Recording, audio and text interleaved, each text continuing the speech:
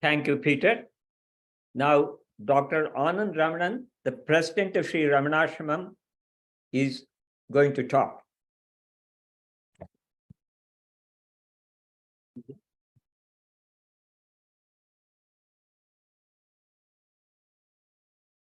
Antaryashya bahi vidutatimiram jyotirmayam shashvatam sthanam prapya virajate vinamata ajnanam unmulayan ashyan vishamapita mullasati yo vishwasya pare paraha tasmai Shri Ramanaya Lokagurave Shokasya Hantre Namaha Tupparivilla Ippirapen Payan Uppidavayen Arunachala.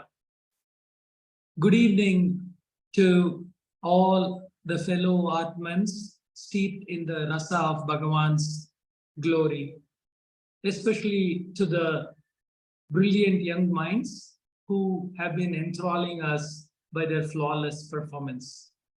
It was a great pleasure to celebrate the 127th Advent Day, the day of great significance, the day that symbolizes the greatest act of surrender and the self-surrender exemplified by a 16-year-old sage coming to the lap of his father from the comfort of his mother from Madurai to Arunachala and Tiruvannamalai. This opened the greatest path, the shortest path towards self-inquiry and mukti for the most of sincere or from all devotees.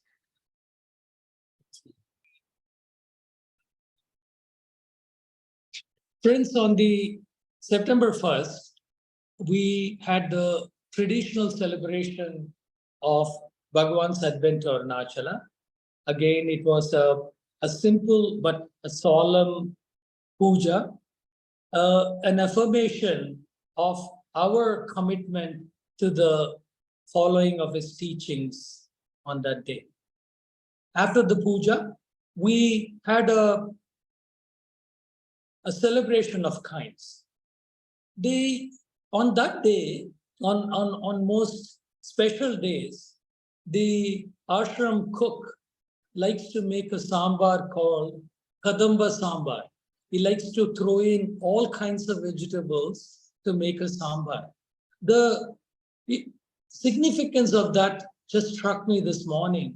After all, aren't we like different kinds of vegetables, and whose rasa, whose essence, whose flavor, whose taste is cooked slowly and beautifully for all of us to taste and enjoy in each other's uniqueness. And together we pay homage to the greatest teacher ever.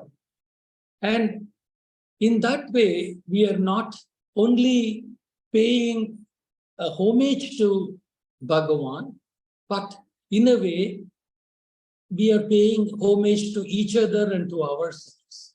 For Bhagavan Ramana did not come on this earth to show how great he was, but he came to make us all Ramanas by simply giving away his highest teachings in a nutshell in a small book at the age of 21. Friends, today, I want to say that celebration, the Kadambam that we had, was a unique gathering of many devotees. The traditional group of devotees from Madurai, who are very simple but dedicated folks with their unique way of practicing Bhagavan's teachings, came like a whirlwind and took over the whole ashram, the Arunachala temple, which is traditional. Then we had the flavor from Australia, head by Sri Sanjay Raghav and his group of devotees who enacted the path done by our own Dennis Hottel in 1996, where they traced the journey of Bhagavan and came on September 1st to Arunachala. And then we had our own Carlos, whose book was released on that day. We had regional books from Gujarati, which was released on that day, and multiple singing. Of course, the highlight of that day was the release of the album of our own Srimati Sangeeta Swaminathan, Bhaje Ramanasramam 2. This is a beautiful homage to the master through compositions of Muruganar, set in a beautiful, easy to sing, melodious way by this gifted singer, and ably assisted by her family and the other devotees.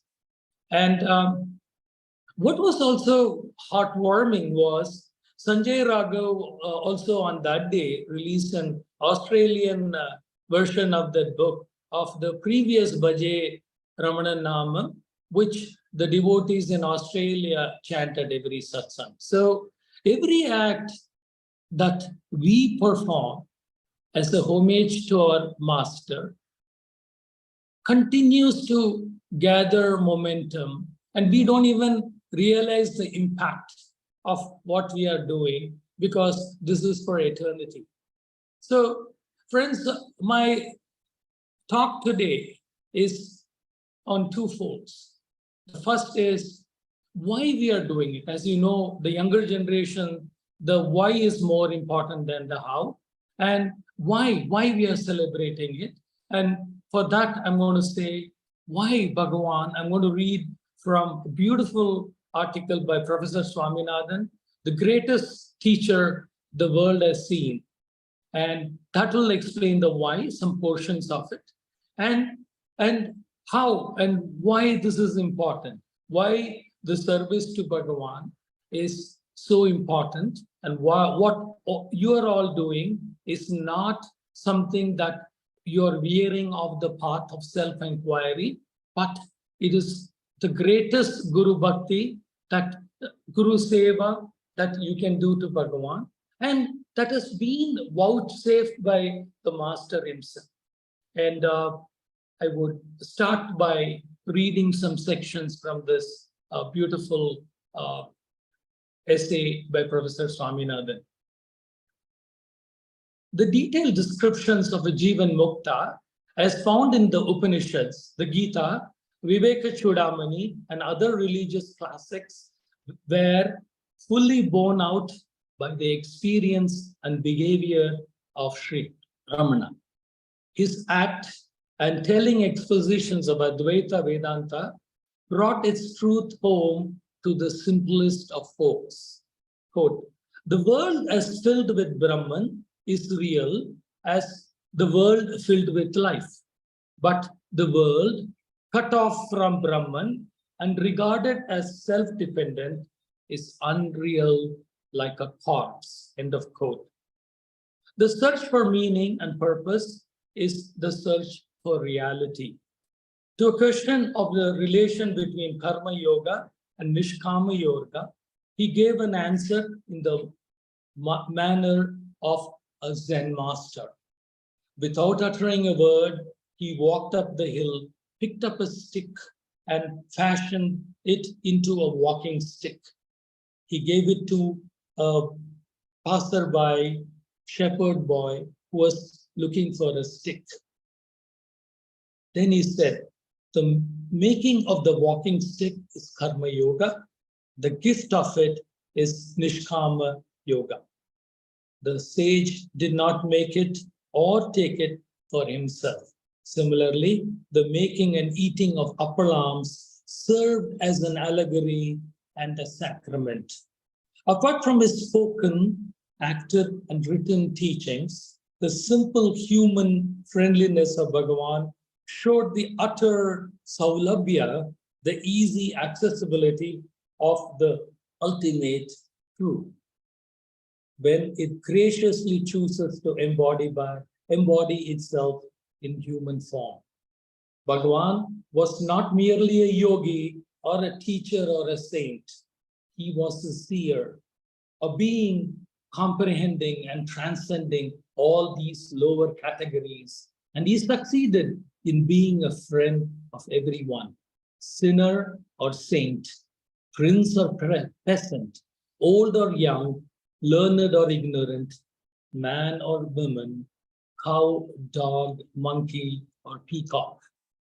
Many years ago, J.C. Maloney, ICS, noted how his hound preferred the hermit's company to his own. Hundreds of quite ordinary human visitors to the ashram were treated by the Maharshi like intimate friends, who took the most sympathetic interest in all their personal affairs, the train they came by, the food they ate, the marriage, the deaths, the appointments, and promotions that occurred in their families. No one felt that he or she was unimportant or unwanted. Women and Harijans were no less welcome than learned Brahmins to this charmed circle. To all he taught humility without humiliating any, as he taught self-surrender without loss of freedom. If the good teacher is a friend who joins you where you are and leads you up from that point to the mountaintop of truth, then Maharshi is the greatest teacher the world has seen, because he refused to stretch us on a Procrustean bed of creed or conduct. He did not merely concede as a matter of formal politeness, but convinced everyone of his devotees and disciples that there are as many distinct ways of reaching the goal as there are unique human individuals. As I'm not tired of repeating it, friends, we do not choose Bhagavan as our guru. He chooses us to be his disciples. We are all unique in that unique family that we've been chosen by the Master.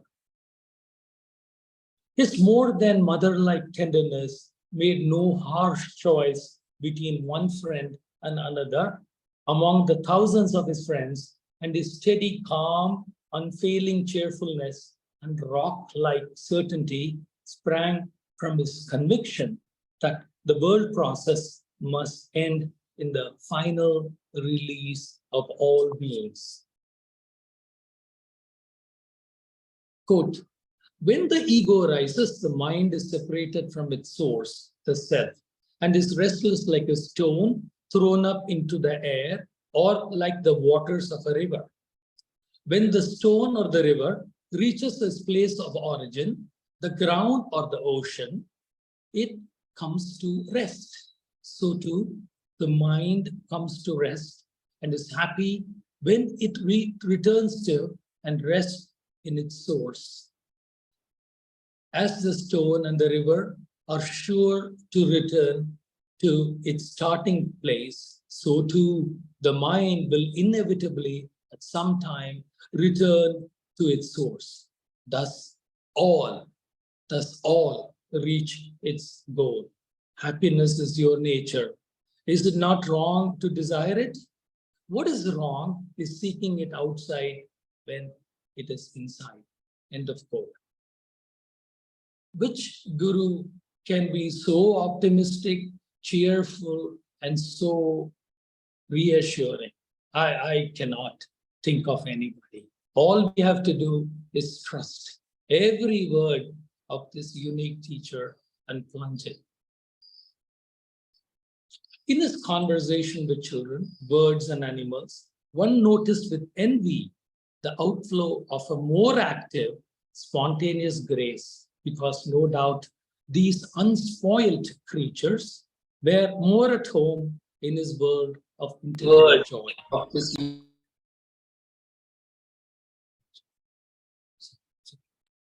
Although in intellectual discussion, Maharshi took his uncompromising stand on Shankara's Advaita Vedanta and disclaimed any originality, still he popularized, if he did not invent, a technique of self-analysis which renders easy and aseptic that essential operation which destroys the mind and releases the spirit from its entanglement with the world and the flesh. Quote, his method is practical and when understood is quite scientific in its way. He brings no supernatural power and demands no blind religious faith. The sublime spirituality of Maharshi's atmosphere and the rational self-questioning of his philosophy find but a faint echo in the yonder temple of Arunachala. Even the word God is rarely on his lips. He advises, nay, warns every seeker not to sail in the dark and debatable waters of wizardry, in which so many promising voyages have ended ship in wreck. He simply puts forward a way of self-analysis which can be practiced irrespective of any ancient or modern theories and beliefs which one may hold, a way that will finally lead man to the self-knowledge. Many weapons invented by the great teachers in mankind of ruse against the devil have been taken hold of the devil himself, who cannot only quote scripture when it suits him, but also wield all the merits and siddhis of spiritual aspirants and turn them against their owners. The vast armory of virtues collected by good men only to be captured and utilized by devil have been quoted in the past by various spiritual masters. But the sober, scientific, introspective method of Sri Ramana makes and keeps ready for the enemy's hands all the pleasant means for his self-destruction. Friends, all questions that trouble the good men are reducible and should be reduced to the one question, who am I? Ultimately, the question, who am I, will lead to the discovery and realization of the self, the winning of the egoless state in which there are no questions and no answers, but only silence and only the calm joy of pure being. But on that long, lone way that stretches between ourselves as we are and that ultimate peace of our pure being, which is our final goal, the series of partial and tentative answers to the question, who am I, will always and inevitably lead to self-improvement at each level of thought, feeling, and action. I'll repeat it. This questioning will always and inevitably lead to self-improvement at each level of thought, feeling, and action. This is a path for a Dhiran, as Bhagavan wants. It's the teaching is simple, but the practice is persistent and tough. The query is the metaphysical master key to all the practical problems, for it opens to us the many lovely mansions of our beloved Master's house. Bhagavan has no creed of his own because he is egoless. What we can learn from him is the application to religion of the strictly scientific temper and the method of tentative, disinterested analysis. All beliefs are to be held only tentatively never bigoted, because all beliefs will one day be consumed by the fire of experience of the self. The surrender of the I to a God, a creed, or an institution transfers our attachment from the I to the to my God, to my creed, my temple, my church, and this only strengthens the ego sense. The ego, whether of the individual I or the collective we, is the arch deceiver, Satan, the sole enemy of God and man. By the steady, disinterested, impersonal use of the scientific question, who am I? The devotee of this great master slowly develops into the true disciple of the sage. The guru without is slowly merged in the guru within. The knot of the mind, the ego sense, the chit jada granthi, which binds the real self to the world and the body, is worn out or cut off, and the joyous peace of pure being is attained. The primary ignorance or the original sin consists in the identification of ourself with the body. This can and should be got rid of by the tentative acceptance and the systematic practice of Bhagavan's teachings of self-inquiry. And the result will be seen for oneself by any honest experimenter. All earlier systems of meditation and spiritual practices are superseded and transcended by this final and all comprehensive and all powerful technique of Sri Ramana. The ego life is not life but death. From this death of our ordinary life, we wake into immortality by passing in imagination through the death of body, as Bhagavan did in his 16th year by his dramatization of body's death. The danger of mere rationalism is avoided by devotion to the holy and beloved person of the Guru. Self-reliance, as commonly understood, is ego reliance, and it worsens bondage. Reliance on God alone is true self-reliance because He is the self. All the free will that we need and ought to enjoy can be exercised in the presence of the experiment and inquiry in the infinite variety of the application of the who am I, in the infinite application of the who am I. Bhagavan's simple message is, the best way for one to serve the world is to win the egoless state. If you are anxious to help the world, but think you cannot do so by attaining the egoless state, then surrender to God all the world's problems along with your own. Help yourself and you will help the world. Yes, helping yourself, you help the world.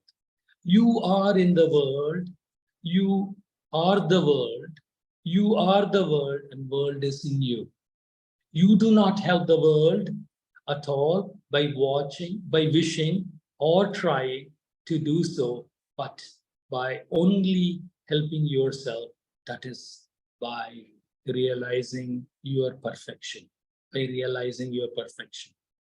It is open to the scientist to accept and apply the sage's method of inquiry. It is open to the devotee to surrender himself, herself, and his problems to the saint.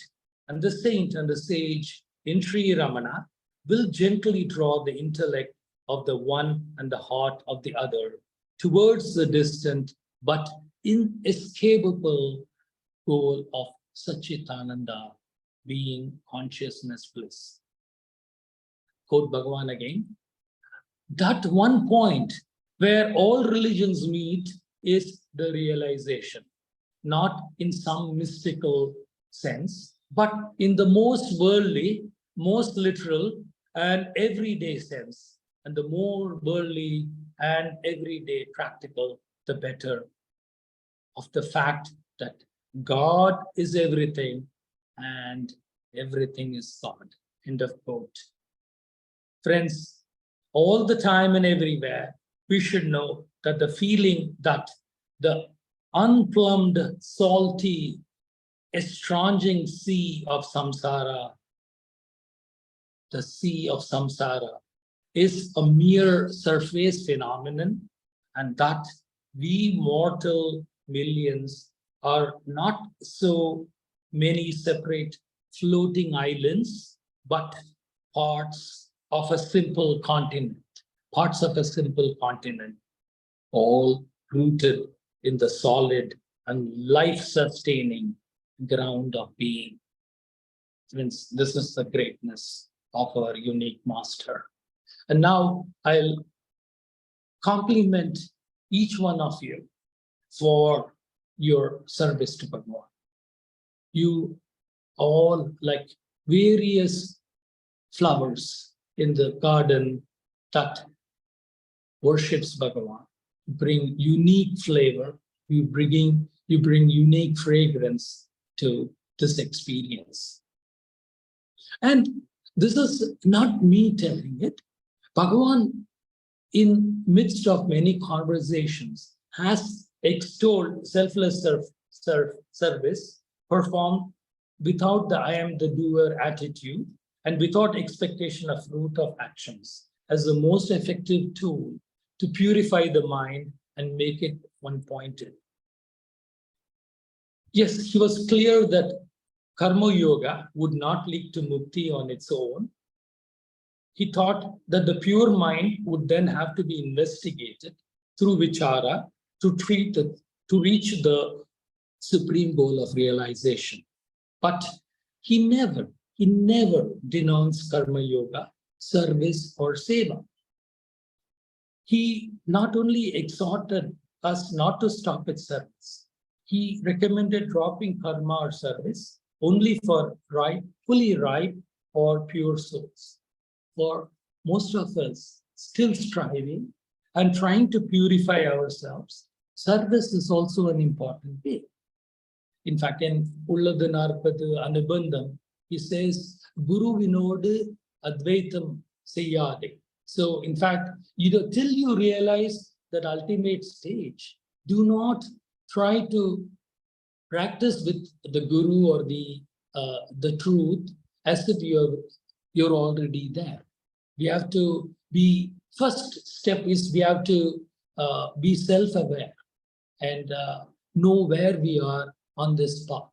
And the service will bring the necessary humility to help us, to spur us on towards greater service, and also to foster a greater sense of equality and a community where each one of us can help us on this path. In the chapter 4, verse 34 of Bhagavad Gita, Lord Krishna says, quote, learn the truth by approaching a spiritual master, inquire from him with reverence, and render service unto him. Such an enlightened saint can impart knowledge unto you because he has seen the truth. Bhagavan is also mentioned at many places, sadhu seva, the importance of it in talks. This is also a way to gain the grace of the Guru. In talk 287, in a talk with a Punjabi gentleman who is here to visit Bhagavan and who claims that he cannot meditate and he cannot have any peace of mind, in the end, Bhagavan tells him very simply, through an interpreter, to study who am I. And the Punjabi doctor was ready with his protestation. I have read it also. I cannot still make my mind concentrate. But Bhagavan says, by practice and dispassion, abhyasa vairagyam. Devotee, vairagya is necessary. Maharshi, abhyasa and vairagya are necessary. Vairagya is the absence of diffuse thoughts. Abhyasa is the concentration of one thought only. The one is the positive and the other the negative aspect of meditation. Devotee, I am not able to do so by myself. I am in search of a force to help me. Then Bhagavan says, yes, what is called grace. Individually, we are incapable because the mind is weak. Grace is necessary. Sadhu seva is meant only for it. There is, however, nothing new to get. Just as a weak man comes under the control of a stronger one, the weak mind of a man comes under the control easily in the presence of a strong-minded sadhu. That which is only grace. It's only grace. There is nothing else. Questioner, I request your blessings for the good of myself. And Bhagavan says, yes, yes. And how can I not mention Dennis? Dennis was fond of quoting this talk 296 and to bring home another point. And this is regarding the shepherd boy Puvan. Puvan, a shepherd, I'm just going to read it. Puvan, a shepherd, says that he knows Sri Bhagavan since 30 years ago, the days of Virupaksha cave. He used at times to supply milk to the visitors in those days. Some 6 years ago, he had lost a sheep for which he was searching for 3 days. The sheep was pregnant and he had lost all hopes of recovering her because he thought that she had been set upon by wild animals. He was one day passing by the ashramam when Sri Bhagavan saw him and inquired how he was. The man replied that he was looking out for a lost sheep. Sri Bhagavan kept quiet. As is usual with him. Then he told the shepherd to help in lifting some stones, which he did with great pleasure. After the work was finished, Sri Bhagavan told him, go this way, pointing the footpath towards the town. You will find the stray sheep on the way. So he did, and found the lost sheep with 2 little lambs. He now says, what a Bhagavan is this? Look at the force of his words. He is great. He never forgets even a poor man like me. He remembers my son Manikam also with kindness. Such are the great ones. I am happy when I do any little work for him, such as looking to the cows when they are in heat. Dennis would say, Bhagavan could have shown who won the sheep at the very beginning. But he got him to help lift some stones for him before showing him grace. Friend, I think it's in a way so that Puvan does not get any additional janma to repay the kindness shown by Bhagavan. This is the all-encompassing grace of our Master. This is also the experience of all of us. This is the experience of all our devotees who dedicate their lives to serving Bhagavan. We can read his words, chant all his hymns, go on Girivalam dozens of times, but his grace manifests when we serve him in this ashram with complete devotion and purity. Grace is a revelation of Bhagavan in our heart. As we serve him joyously and relentlessly, our egos get weakened, thoughts get naturally stilled, and the mind merges in the heart more often, the supreme center of bliss and peace. Personally, I can also start to begin to speak about, say, this experience. I've been fortunate to see my grandfather, my father, blossom into spiritual ripeness through this selfless service to Bhagavan, this ashram. I've seen my own brother Ravi mellow down and get withdrawn into the heart through his commitment to serving the ashram until last breath. See it now in my mother and fellow devotees. So many selfless sadhaks every day. These are pure Siddha Purushas, just marvelously. And all of you are too. They are all apostles of Bhagavan, and they are all the signposts. Friends, that is the bhavam or attitude we should all have. To feel that Bhagavan is using us as his instrument and serve him to the best of our abilities.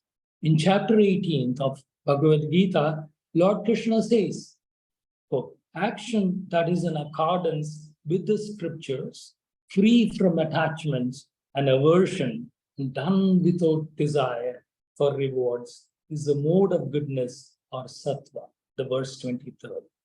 The performer is said to be in the mode of goodness or sattvic when she is free from egotism and attachment, endowed with enthusiasm and determination, and equipoised in success and failure, the verse 26 of Ulladu Narpadu Anubandham. So let us play our roles in the drama of life as Sage Vasishta enjoins Lord Rama. And I know we are all striving on the inward journey to reach our true selves and Bhagavan's grace by serving him to the best of our abilities. Now, I would be failing in my duty by mentioning various activities going on. You know, friends, the ashram is strengthened by the greatest devotees on the world. And I feel it's my duty to be transparent and to let you know, and I know you all rejoice. And that is a common refrain I get. They all say, oh, I get more joy in seeing the little growth in the ashram than my own personal, say, winning the lottery or winning, huge success in the world. That's our devotees. So I like to just bring it up to you. The ashram is like the tree, and the various satsang centers are like the strong branches, each growing every day. And the growth of Arunachala Ashrama continues to get stronger and stronger. On September 30th, I know Mohanji would have mentioned, I look forward to being with all of you. And when we celebrate the ashram's centenary event by the wonderful function that we are going to have with Ramana Balachandran, Veena performance, and the talk by Swami Sarvapriyananda. And I would love to be with all of you. I also want to acknowledge the various centers, and we all see each one of you are unique and bring such quality and uniqueness to the vibrancy of this program. But I want to mention one thing as we go along, and as we in the mountain path, we are going to have an active section growth for the young children, the Bala, for they are our future. And the continuing this theme, my hats off to the DC, Washington DC Satsang Group and all its great volunteers for conducting the online children satsang group. And I request that next year we have participation from all our friends from all world over. For this is a online program. So any great budding mind can join in this wonderful program. And the curriculum is going to evolve and it's going to get only stronger. In the new mountain path, that new version of the mountain path, we are going to have a new section of the youth section where we're going to have specific articles for the young children, the young minds, and so that they get into Bhagavan's way along with their parents' inspiration through the support of the journal and all of us, so that they can discover Bhagavan at an early age. While on this topic, we also, the Ramana Maharshi Heritage website continues to grow. We are going to bring the regional books of Bhagavan and that is one of my pet projects. The Bhagavan's major works have been translated by great devotees in various Indian languages and various world languages. And as a part of the centenary function, we are bringing it out. And this Aradhana, the Advent Day, we brought out 2 Gujarati books, and we are going to bring out many more Gujarati books, 2 Bengali books, Marathi books, and other world languages. But we also need an outlet for those books for the people living outside India. And the Ramana Maharshi Heritage will serve as to distribute these books. And I thank the leadership of Bhaskar Kumaresan and Sri Pottaraju for their brilliant efforts in this aspect. Now, as a part of my journey, I've been traveling, been accepting invitations to various satsang centers.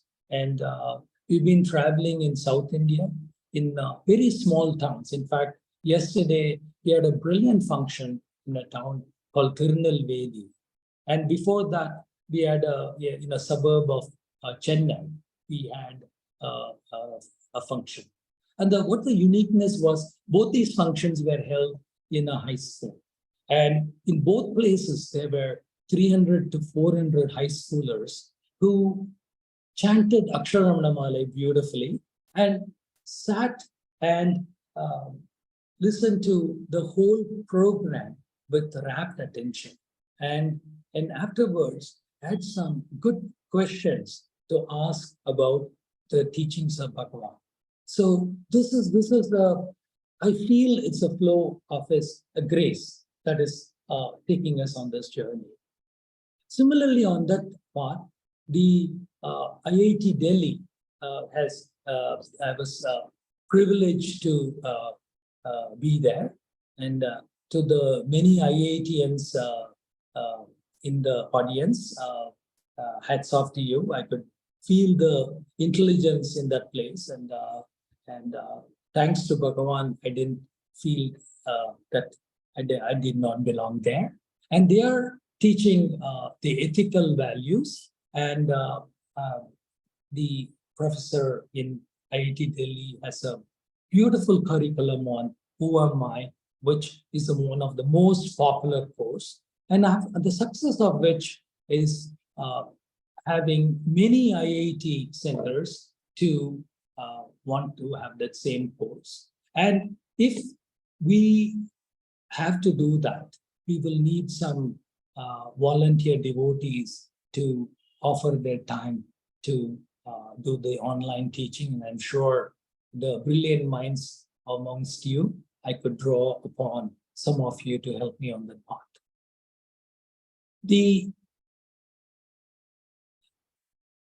Finally, on the September 30th, we again look forward to releasing the album of Srimati Sangeeta Swaminathan, the beautiful album which was released here, and we will formally release it in North America. And it's I think most of you have heard it already, and it's a beautiful tribute to the master. Friends, I would again thank each one of you, and especially the small children, the brilliant skits that they provided for us, wherein the teachings of Bhagavan comes out so beautifully and so simply. Their the energetic chanting, with devotion, brings tears to the eyes. And I want to thank Arunachala Ashrama for bringing this flavor and to enable the celebration, the joy of Bhagavan in our lives through this function. And may we all strengthen the hands of Mohanji and the beautiful administration of Arunachala Ashrama by our volunteering. And I look forward to doing so. I look forward to seeing each one of you on September 30th. And thank you for your attention. Om Namo Bhagavate Sri Ramanaya. Thank you.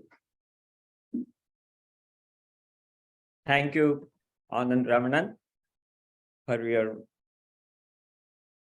talk and also to encourage all of us to do better. Now I request Srimati Sushila Ramanan to sing the Sharanagati.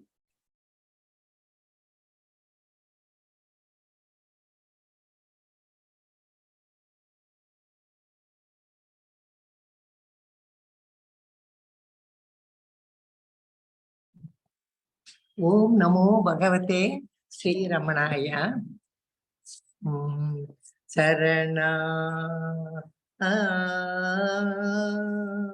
Gati Sarana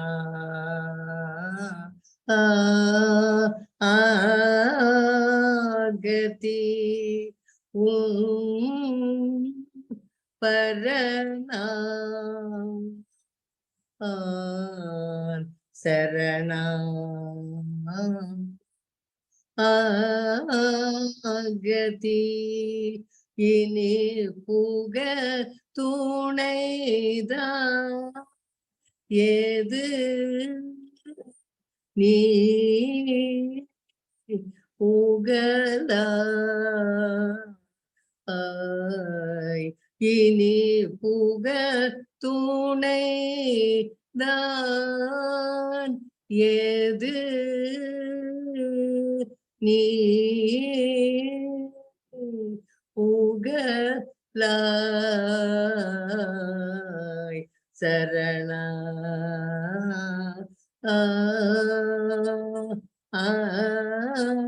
agati smaranatyadi pala aruna Salanire Ramana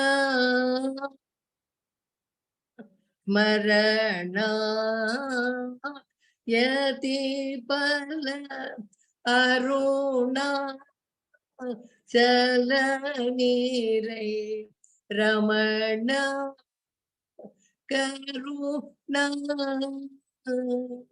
Varuna Sri Ramana Karuna Varuna Sharana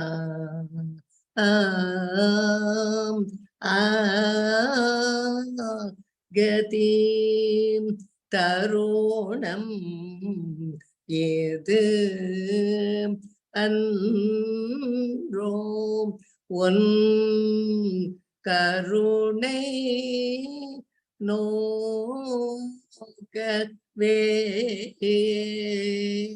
Tarunam Yedu Anro One Karune no Katve Kala Aranama Kidin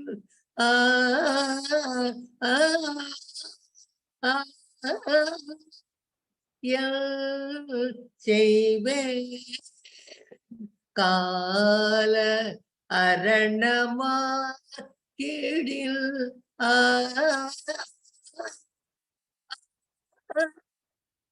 Yal Cheve Tunbay Niki Yenbay அளிக்க என்னன்பாம் உலக துன்பை நீக்கி இன்பை அளிக்க என்னன்பா என்னும் பரா முகம் என்ன தாளையா ஸ்ரீவேதிய என்னும் பரா முகம் என்ன தாளாதே ஸ்ரீரமண சரண கதி பரண சரண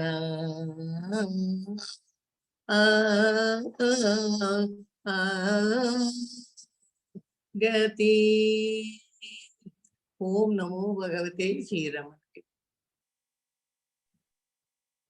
Thank you, Sushila Mami, very much. Thank you.